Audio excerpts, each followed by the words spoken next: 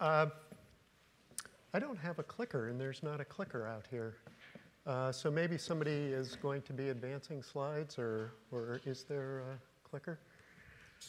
All right, so I've got 29 minutes to talk to you about two really big topics, which, thank you. The cloud and security and the relationship between the two. So I'm going to just jump right in and start with a story about one of our customers on the commercial side that wanted to do a cloud migration. They have a major app in their organization, produces a lot of revenue for the organization. They wanted to take that and move it into the cloud to get some of the benefits that they've heard about and all of us have heard about with the cloud. And so they planned a proof of concept, a migration of this service, this application into the cloud. And they did a study and they chose a cloud vendor and they set up some processes and they migrated all of their data and their MarkLogic databases and their applications into this cloud service provider, and they did testing and they operated it at scale, and they were really happy until they looked at the price tag. And it wasn't what they were expecting. So they kind of took a step back and looked at it and tried to understand why, and what they realized was that one of the things that's great about the cloud is elasticity and flexibility, and you pay for that flexibility. The idea is you pay for what you use, and if you're not using it, you don't pay for it, and you can save money that way. The problem was that the application that they chose to move wasn't really that flexible. It always had a pretty constant load, so they were always consuming those resources, and they were paying for the flexibility, but they weren't taking advantage of the flexibility. So it turned out to not be a good fit at the time, given the architecture they were using and the way the service was used.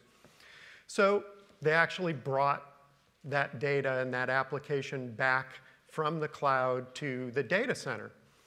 And they realized an important thing in doing this, which is they needed that flexibility. They needed to be sure that in moving something to the cloud, they weren't precluding themselves from moving back to the data center if at some point that became the optimal thing to do. So that was an important lesson for them. And then they stepped back and they looked at that application and they looked across their portfolio. And they said, you know, there really are some pieces of our workload that have that flexible nature, and they would be a really good fit for the cloud. So they took some of that flexible workload and they said, we're going to move that to the cloud, but we're going to leave the other application in our data center. So we're sort of going to get the best of both worlds here. For the workload that is not really elastic, we'll get the best pricing in our own data center. For the elastic workload, where we can scale up and down and pay for only what we're using, we're going to put that in the cloud. So they said, great. But then when they looked at it, they actually decided not to move to the same cloud vendor that they chose the first time. They actually moved to a different cloud provider because the economics were better at this point in time for the application that they were moving there. So another important lesson for them was you really need to be able to move not just from your data center to the cloud or the cloud back to your data center, you need to be able to move between clouds as well. You want that flexibility to choose whichever service provider is going to give you the best deal or the best fit for the workload that you have or the distribution that you need. You want to have that flexibility to move between clouds. So overall, when they looked at their cloud experience, their first takeaway was the cost issue and the economics issue, really making sure that what they were doing was matched to the economics that the cloud provides and the nice characteristics that the cloud provides so that they could take advantage of those. And you know, I was speaking with the CIO of a big US bank about 3 weeks ago. And of course, the topic of cloud came up, and he was telling us this story that his board of directors got really excited about the cloud. They just thought the cloud was the greatest thing, and their CEO got really excited about it. And the CEO came down to the CIO and said, you've got to get our stuff moved to the cloud. It's going to move us into the 21st century, and it's going to be wonderful. And of course, he's a good CIO. He had already looked at this. And so the CEO said, how soon can you do that, and what's it going to take to make it happen? And he said, well, it's going to take you doubling my budget. And of course, that was hyperbole, but the point was he had looked across his application base, and today, the way his applications and services were set up, he wasn't really going to be able to take full advantage of the cloud characteristics. That was going to be a journey for that organization to arrange their services and architecture so that they could make them really able to take advantage of the cloud. And that was a really important lesson. And it's not that they did anything wrong. They built their applications and services for an environment that was not the cloud. And they reflected that. So they had some work to do before they could take advantage of the cloud. And I think that's something that a lot of people are realizing is the cloud is great if you've got the services, the applications, the structure that can take advantage of them. And a lot can. But some can't, so be careful about that. And then the second thing they really came home to them was this notion that they've got to be able to take their code, take their applications, their services, their data, and move them to any cloud, between clouds, in their own data center and the cloud. They may want to have a hybrid environment. You may want to have a hybrid environment between clouds, right? We're always in a good position if we have vendors vying for our business. So if you've got your production system running in one cloud provider, you could have your disaster recovery environment in your own data center or on a different cloud provider. And you can sort of arbitrage the cost between these providers. And that flexibility is really important. What we want to avoid is cloud lock-in. And I can't speak for anybody else because I can't really see you that well, but I'm old enough to have been around for the era when the big trend was outsourcing your data center to large outsourcers. And it was going to be great. It was called your mess for less. So they take all of your stuff and they run it for you. They even take your staff and they would hire your staff on, and they'd run your system and they'd give you a great price for it, and you'd be happy and they'd be happy. And then your 3-year contract would finish and they'd come back and say, well, this has been great. We want some margin now. So this is what it's going to cost you from now on for us to run your mess for you. People were basically unable to respond because they didn't have their data center anymore. They didn't have their data center people anymore. So they were kind of stuck. They were locked in. And one of the messages from our perspective about the cloud is absolutely terrific, but be careful about getting locked in. You want to remain what we refer to as cloud neutral. And the idea there is, think about what it is that you're consuming from the cloud. If you're consuming infrastructure, if you're consuming, mass quantities of commodity Intel servers and compute and storage, that's pretty much the same no matter what cloud you're on.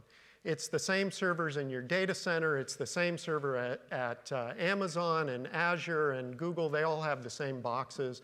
They all run the same code. You're pretty safe if you're consuming infrastructure in terms of being locked in. You can take your investment and run it anywhere else pretty much just as easily. But think about it if you go the next level up. And you say, hey, my cloud provider has a really nifty piece of software. They provide this service. I think I'm going to build my application to depend on that service. Well, you've got to ask yourself, okay, what happens if I want to move that back to my data center? Is that cloud provider going to let me run their software, their cloud software in my data center? No, that's not their business. Are they going to let me run that service on a competing cloud provider? No, that's not their business model. their business model is providing the best service they can in their cloud. So to the extent that you start using services that are cloud specific, you take the risk of locking yourself in. So you have to be really careful and diligent about how you plan your use of the cloud in order to maintain this cloud neutrality. And even when it's not a cloud service, even when you're purchasing software, licensing software to use in whatever cloud you want to, you have to be careful there too, because you look at the software and it may say, you're licensed to run this in your data center. Oh, you want to run it in the cloud? Okay, here's another license you have to pay us for to run in the cloud. Oh, you want to run in that other cloud? We have a different set of APIs in our cloud version, so you're going to have to modify your code. So you just have to be really careful about what you're consuming as you move to the cloud in order to maintain that flexibility that you want to have to give you the right economics. And the term that I always use is you always want to have your bags packed. And you may not want to literally have them packed. You may love your cloud provider, but you at least want to know that you could pack them if you needed to, and that you weren't going to get surprised that you tried to take something and stick it in one of your bags, and that thing that you're trying to stick in the bag is connected with a chain to the wall over there, and you can't pack it up and go. So make sure that when you're choosing your cloud and building your cloud strategy, that you're maintaining that flexibility to move between clouds. All right, so that's cloud neutrality. I think it's an important thing to keep in mind. It's something that we're hearing more and more from the CIOs that we deal with. But let's say you've done all that. You've created a great architecture. You've got a good strategy for moving into the cloud and leveraging the cloud in a cost-effective way. The next thing that always comes up in terms of the cloud is security. And security is, I had one story I was going to tell about cloud security, but then I woke up and read the newspaper, and there's a new one. So how many of you saw that 198 million voter records were leaked in the last day or so? For the rest of you, 198 million voter records were leaked in the past day or so. And these cloud providers, they actually have the major cloud providers, they have really good security. So don't get me wrong on that. They have good security practices, but they can only secure so much. They're really good at securing the perimeter and infrastructure capabilities. But when you think about it, that's not really enough, because you need people to come through the perimeter. You want users. Right? So you want to have people in your systems that are authorized to use your systems, and you need a level of protection. You need that defense in depth. It doesn't stop at the perimeter, it starts at the perimeter. You need defense that goes all the way down, right around your data. That's your most valuable asset. So you need a security model that will allow you to protect at every layer of the system, right down to the wrapper around your data. And I was listening to Beth Killeran this morning, our first speaker from Health and Human Services, and she put it better than I ever could have. You think about this data, and it's your key to achieving your mission. She wants that data to be in the hands of as many people as possible, used from many different perspectives. Whether, as she said, whether you're a doctor, whether you're a patient, whether you're a researcher, whether you're a parent, you want access to that data, and they want you to have access to this data. You want to be able to share your data more, leverage it more, get more value out of it. But at the same time, the more you share information, the more risk you have. And that's what we've been hearing from our customers as well for the past several years, is we've got two conflicting goals. We want to share more, and we want to have less risk. I want my data in the hands of my researchers, but I got to be sure that I'm complying with all of these regulations that are governing my organization. So you know, two things that seem completely at odds, and that's where we've spent a lot of our effort, and I'll tell you about a couple of the cool technologies that we've built to address that basic dichotomy.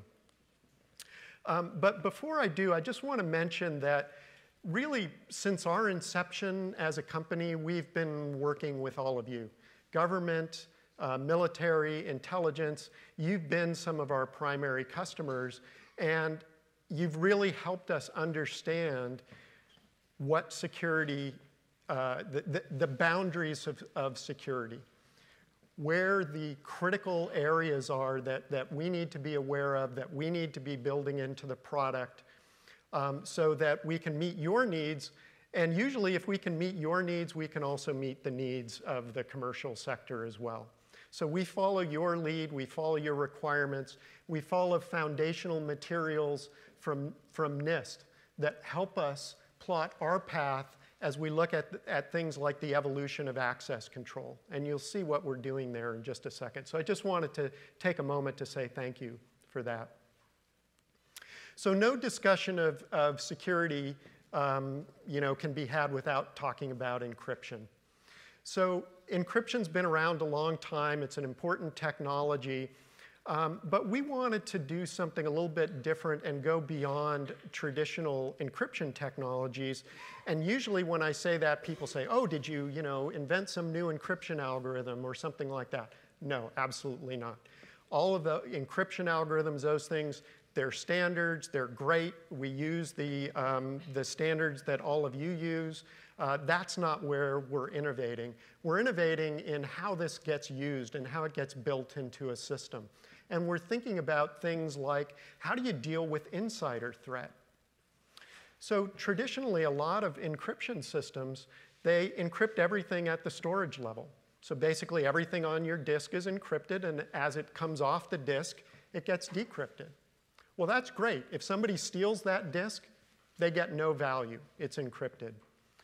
But what about your system administrator?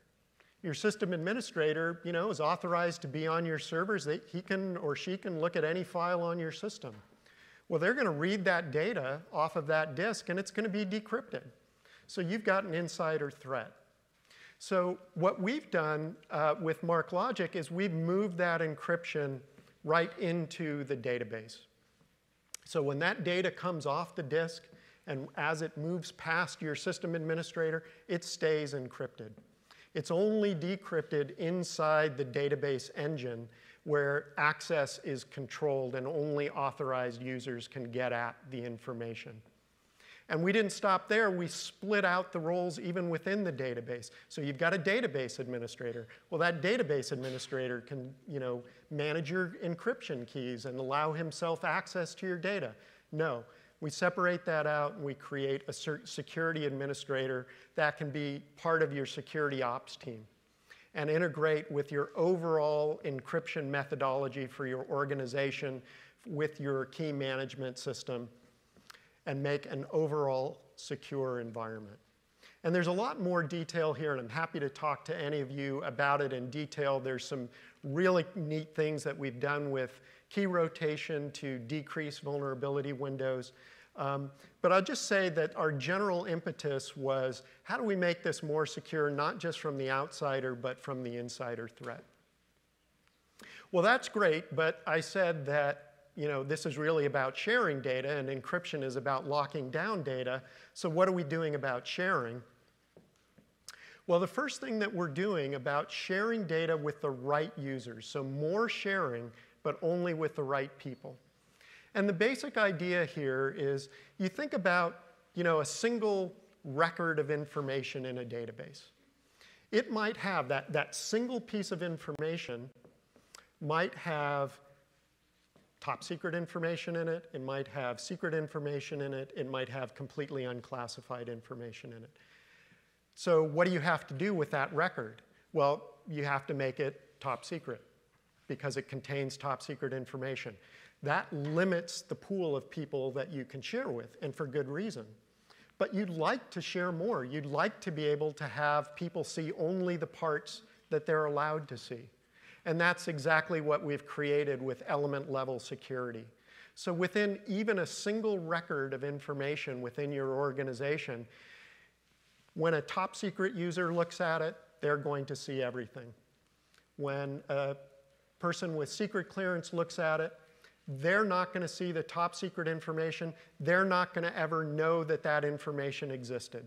So there's not going to be any sort of leakage or hints that there was other information there. It's not like one of those redacted documents where things are, blacked out with black marker. You do not know that that other information ever existed. And of course, if you have no security clearance, you'll only see those pieces of the record that are appropriate for you. So the idea here is you don't have to break up your data in unnatural ways or inflexible ways. You can organize it the way it wants to be organized, but be confident that when it's used, people will only see the parts of it that are appropriate for them to see. So in a commercial setting, if I'm somebody in a human resources department, I may be able to see more information in a record than an individual user would be allowed to see. So that's element-level security. And again, it's about being able to share more, but do it securely. But sometimes even that's not enough. Sometimes you don't want to get rid of information. You want to leave that information there, but you may want to mask it or anonymize it. So, I have a simple example up here of a record about an employee or a customer. Doesn't really matter. And as you can see, it's got lots of personally identifiable information in it. It's got a name, a phone number, a social security number. Those things all may be appropriate for certain users, but if I want to hand this data and a bunch of other data off to my research team, they don't need to see that. In fact, they can't see that. They're not allowed to see that. So I could use element-level security and make it all disappear, but I don't want to do that in this case because, something like the name or the social security number may be the way that this researcher correlates information from lots of different areas. So this researcher may get data from this system and another system and another system that all have information about me. And I don't want the researcher to know that it's me, but I want the researcher to know that that's one person so that they can take advantage of that knowledge as they're doing their analysis. So what we allow you to do is exactly that. We allow you to say, well, hey, the phone number, I want that masked. When you see something that looks like a US phone number, mask it and leave the last 4 digits. Or mask it and leave the area code so you have general information about the geography of the person. But for social security number, I want to anonymize it.